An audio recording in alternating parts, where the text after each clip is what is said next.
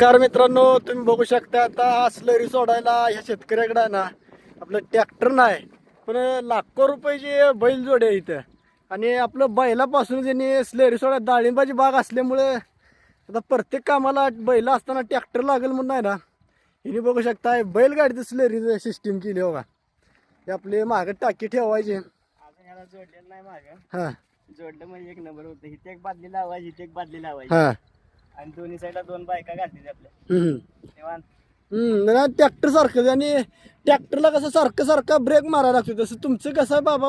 हो म्हटलं का जागेवर, पण लागत नाही आपल्या. हां हो म्हटलं का जागेवर थांबते त्यांचं ते. आणि त्यांचं ते वळवून येते ती वाटतं फुडणारी. वरनं त्यांची ती माघारी येते ती वळवून. नाही ही तसं जुगाड एक नंबर वाटलं बरं आपलं तुमचं. आणि आपल्या घरच्या सगळ्या शेती बैलाची शेती असते ना काय पहिलं त्याला शेती असते.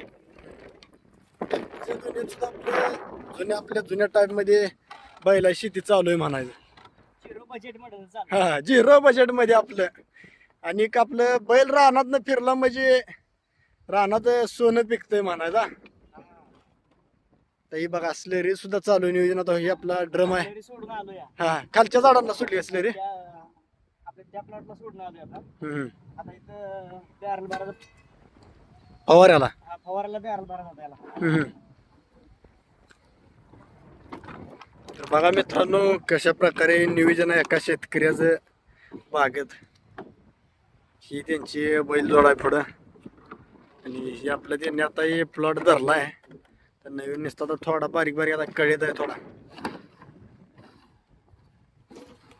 हे स्लरी नेमके आपल्या कसलं खात असते का स्लरीला. स्लरीला गुळ बेसन हा आणि आपलं काय आपलं जर्शीचं म्हशीचं जर्शीचं काय असं शेणखत.